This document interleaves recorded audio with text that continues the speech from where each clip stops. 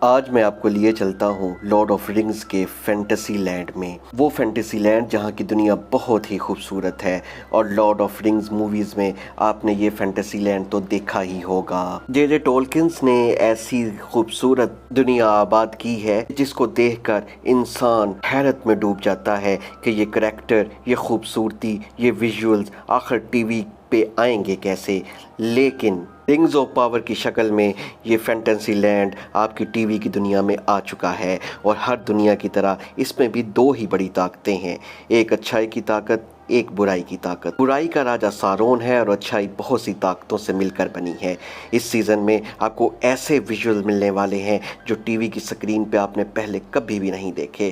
कहीं आबशारे हैं, कहीं दूर फैले हुए जंगलात कि जिनको देखकर आप डूब ही जाएंगे कि बाहर निकलने का रास्ता आपको मालूम नहीं होगा।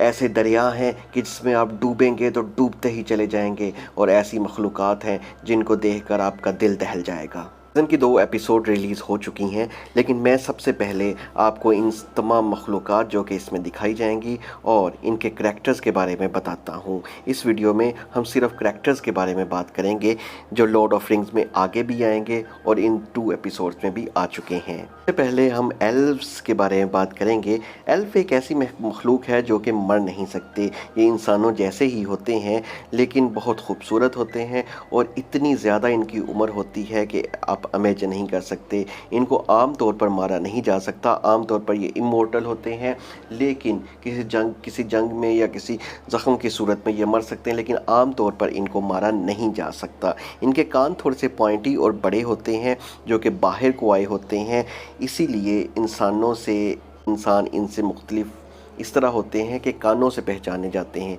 ये बहुत ही वाइट कलर के और बहुत ही साफ़ सुथरे लोग होते हैं। सबसे पहला करैक्टर जो हमें दिखाया जाता है वो गालाड्रियल है। ये नॉर्दर्न आर्मीज़ की कमांडर होती है। बहुत ही ज़्यादा अक्लमंद और होशियार लड़की होती है, बहुत मजबूत और बहुत ही खूबसूरत लड़की है। ये एक एल्फ होती है। को मारने के लिए और उसको ख़त्म करने के लिए इसके इरादे बहुत ही मजबूत होते हैं। ये हर दम इस ऑब्सेशन में लगी रहती है कि किस तरह मैं बुराई का ख़ात्मा कर दूं। इसके बाद जिस एल्फ़ का मैं तज़किरा आपसे करूंगा या जिसकी इंट्रोडक्शन आपसे करवाऊंगा वो एलरोंड है। एलरोंड भी एक एल्फ़ होता है, लेकिन इसका एल्फ़ बनने का एक अजीब वाक़या है। एलरोंड को चॉइस दी गई होती है कि वो एल्फ़ बन जाए, जो कि एक आपको सबको पता है कि इमोर्टल है, या फिर मोर्टल ह्यूमन बन जाए। तो उसने एल्फ़ बनना पसंद किया और इसका भाई एलरोस इंसान बन गया और वो न्यूमरिन का पहला राजा बना। बड़ाई और ग्रेटनेस एलरोंड के खून में शामिल है। इसके बाद एक करैक्टर एरंडोर आता है जो कि एक सिल्वियन एल्फ है। ये एक ऐसा एल्फ होता है जो कभी मिडल अर्थ से वापस वेलिनोर नहीं गए होते। ये लैंड ऑफ बेलीरैंड का एक रहने वाला होता है जो कि साउदर्न लैंड के औरतों और मर्दों पर नज़र रख रहा होता है। ये साउदर्न लैंड के मर्द और औरत वो होते हैं जिन्होंने एक टाइम पर वाइस जो कि बुराई है उसका साथ दिया होता है, जिन्होंने बहुत पुराने वक्त में ईवल का साथ दिया होता है। अब जंग ख़त्म हो गई है, लेकिन अंडर को अपनी जॉब से प्यार हो गया है और ख़ास तौर पर उसे एक इंसानी औरत प्राणान से प्यार हो गया है जो कि एक डॉक्टर भी है। इसके बाद लॉर्ड सैरी ब्रिम्बम है जो कि एक एल्फ है, जो कि बहुत ही बड़ा कारीगर होता है और ये आर्टिस्ट होता है। वो मिडल अर्थ को ऐसा ही खूबसूरत बनाना चाहता है जैसा कि वेलिनोर है। इसके बाद आपका इंट्रोडक्शन एक राजा से करवाता हूँ जो कि हाई किंग गिलगार्ड है। ये एक बहुत ही ताकतवर और अक्लमंद राजा है। ये एक जंगजू एल्फ है जो कि एल्वन किंगडम के कैपिटल लिंडन से अपनी हुकूमत चला रहा होता है। ये एल्व्स के अच्छे फ्यूचर के लिए हर वक्त परेशान रहता है, हर वक्त काम करता रहता है, लेकिन इसे एक ऐसा राज भी पता है जिससे तमाम एल्व्स तो क्या बल्कि तमाम मिडल अर्थ के वासियों को ख़तरा होता है। एल्फ के बाद आपका इंट्रोडक्शन न्यू मैनरियंस से करवाते हैं।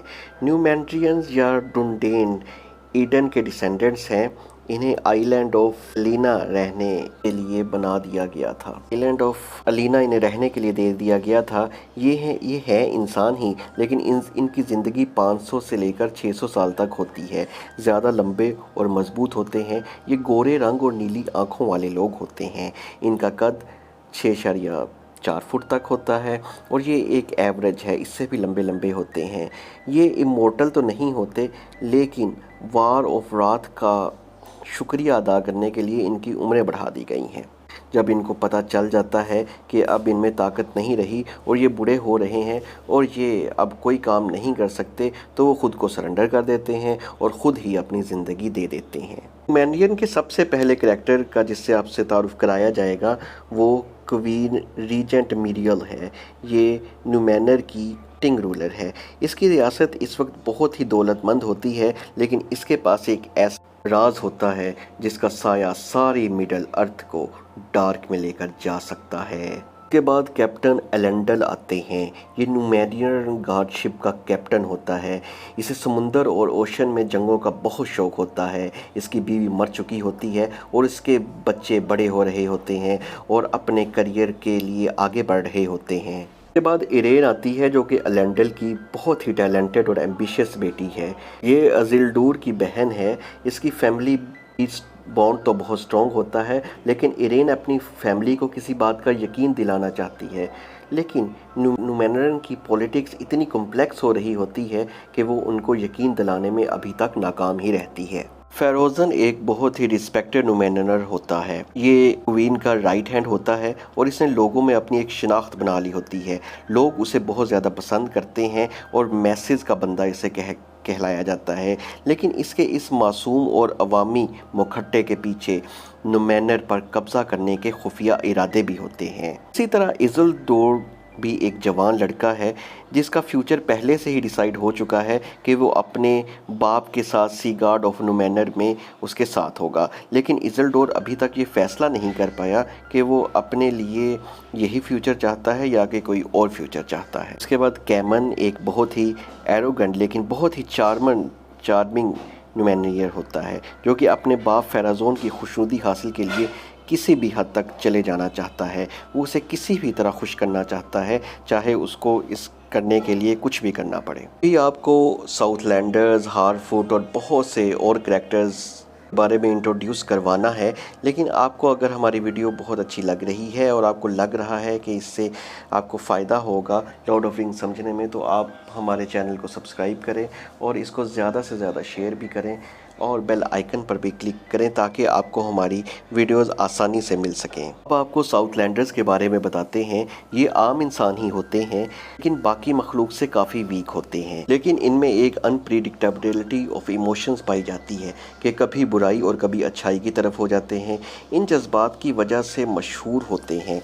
इन्हीं की वजह से इन्हें अपनी साइड पर करना बहुत ज़रूरी होता है, क्योंकि किसी भी टाइम ये पलटा खा सकते हैं और जंग का पांसा भी पलट सकते हैं, क्योंकि ये बहुत ही मशहूर किस्म के वॉरियर होते हैं। इनकी उम्र तो कम होती है लेकिन अकल में ये सबसे आगे होते हैं। ये किसी भी टाइम ऐसे टैक्टिक्स अपनाते हैं कि जंग का पांसा ही पलट जाता है। उनमें सबसे ज़्यादा इंसान जो पहला दिखाया गया है वो ब्रोनाइन है। ये एक आम औरत है जो कि साउथलैंडर्स में हीलर या डॉक्टर होती है। इसके दिमाग में हमेशा कोई ना कोई चीज़ खटकती ही रहती है। ये बहुत ही मुतजस्सिस होती है, बहुत ही एम्बिशियस होती है। ये किसी तरह तमाम राज़ों को जानने की कोशिश करती रहती है, लेकिन उसके इर्द गिर्द के लोग ये पसंद नहीं करते होते।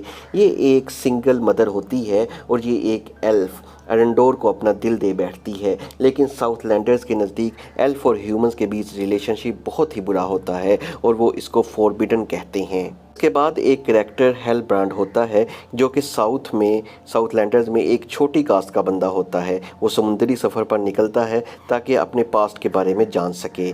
इसी तरह इसके बाद एक करैक्टर थ्यू होता है जो कि ब्रोनाइन का छोटा बेटा होता है। उसे एल्व्स का उनकी रखवाली करना अच्छा नहीं लगता। उसे एक डार्क डिस्कवरी होती है, एक अजीब से किस्म की धात की चीज़ मिलती है जो उसे अपनी तरफ बुला रही होती है। लग रहा होता है कि डार्क उसे अपनी तरफ बुला रहा है। इस एपिसोड में हमारा वास्ता हार्फूट के करैक्टर से भी पड़ता है। हार्फूट्स हॉबिट्स के बाप दादा में से एक है। ये दूसरे हॉबिट से ज़्यादा ब्राउन होते हैं।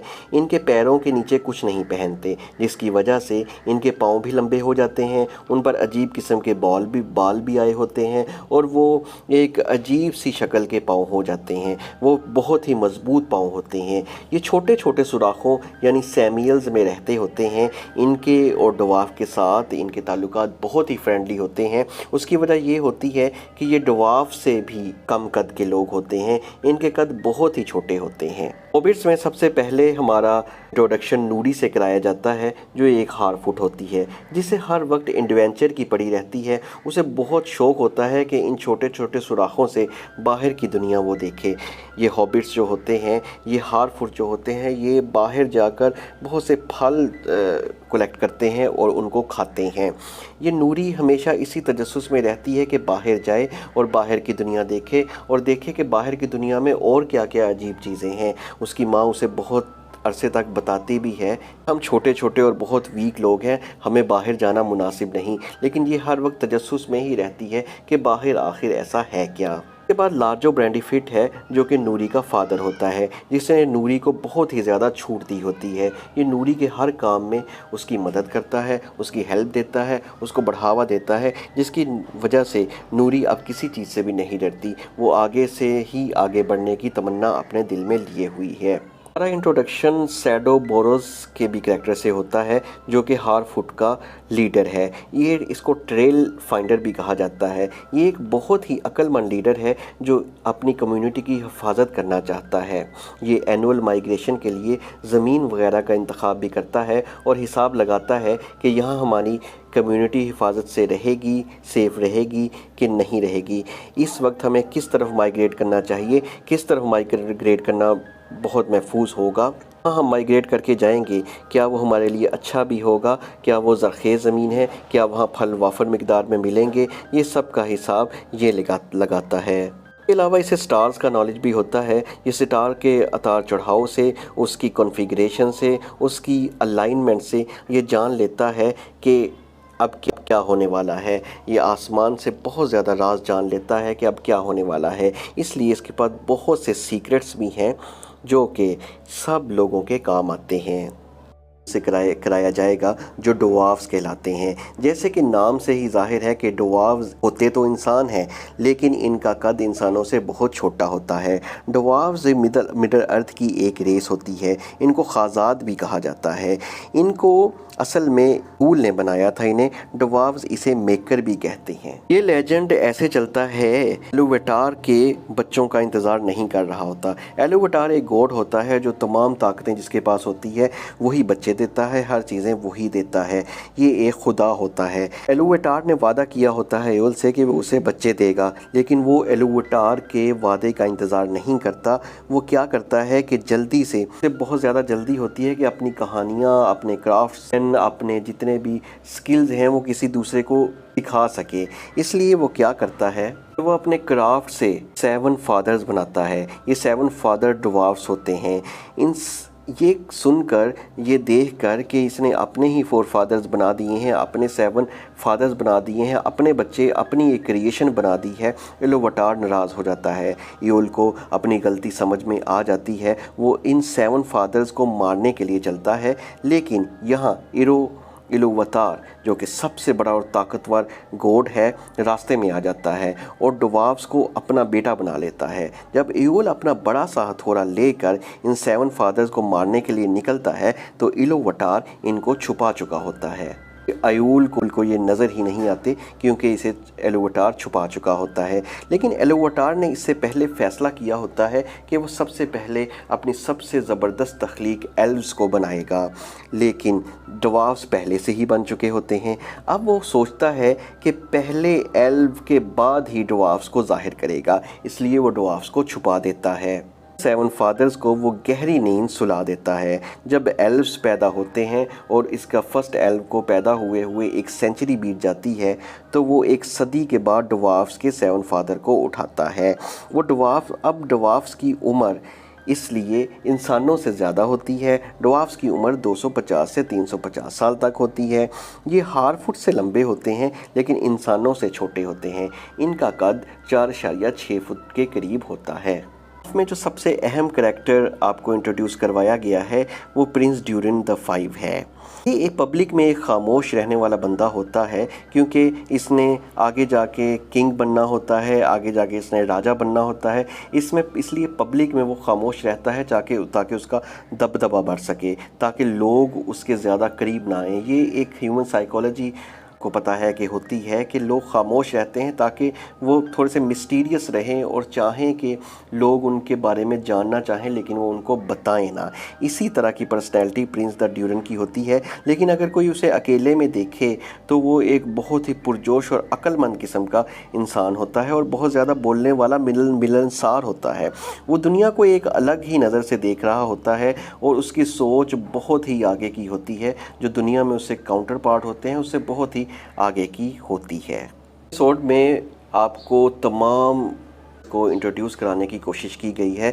उम्मीद है कि आपको अब लॉर्ड ऑफ रिंग्स पावर की बहुत ज़्यादा समझ आएगी और आप आसानी से एक एक करैक्टर के बारे में जानकर कहानी को बहुत अच्छे तरीके से देख सकेंगे।